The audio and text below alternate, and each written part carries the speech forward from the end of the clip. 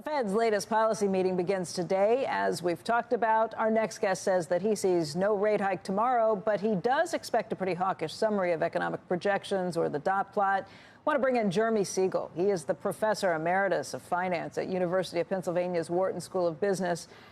And Jeremy, let's just talk about this.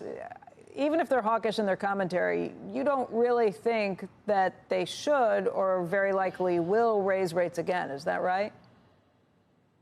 Well, there's certainly a lot of uncertainties with the strike, with shutdown of the government, and actually political calculations. Is one increase or two increases, is that the straw that's going to break the camel's back? I really think that the political calculus is that they should not raise it. Again, I mean, if you'd ask the American public, I think today, the average worker, do you want to squeeze a point or two off of super core inflation, which is what Jay Powell looks at now over the next 2 years, or do you want 1.5 million to 2 million more unemployed? I think they would say, hey, listen, I don't want any recession. So, but they're going to talk, they have to talk hawkish, being the central bank. I think you're going to see the dot plot being hawkish.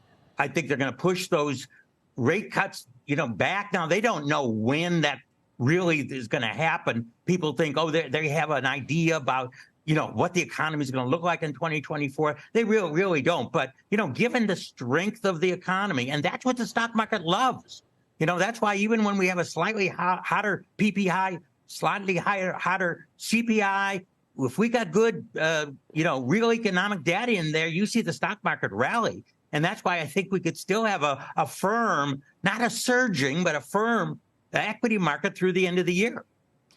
If there are some people who think that they're going to have to cut rates sooner rather than later this year, early next year.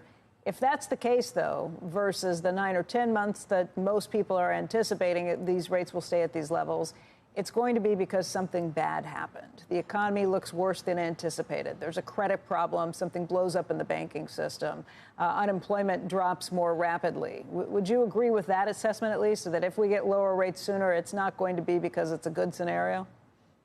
Absolutely. I think the only thing that is going to really push them to lower rates is that unemployment rate going up, a big slowing in the employment picture. Heading into an election year. Wow. I mean, think about the impact of a recession and what's going to happen politically in 2024. I mean, that has to come front and center. And by the way, as we all know, the Fed has a dual mandate. It has a mandate for employment and inflation, and one is not above the other.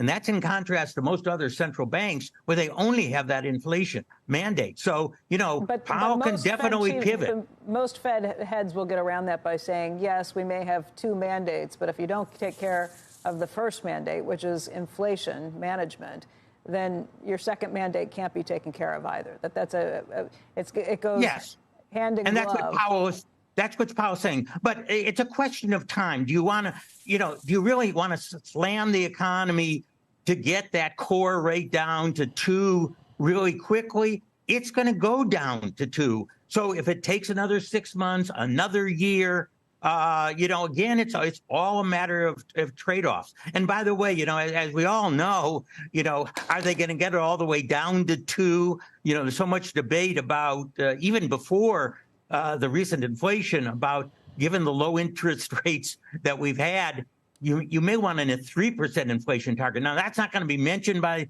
Powell or the Fed. They can't discuss that during this disinflationary period. But the question is, is he going to drive it down all the way down to 2? In the meantime, Well, let me just ask you really quickly, because we're almost out of time. We've spent a lot of time talking to you about the Fed. How do you just feel about the markets overall?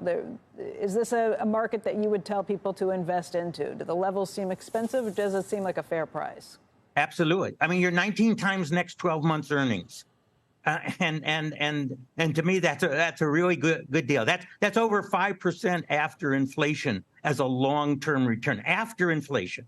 And, if you buy TIPS bonds, you get less than 2% after inflation. And that margin if you're a long-term investor, is going to be a very healthy margin to build wealth over the long run.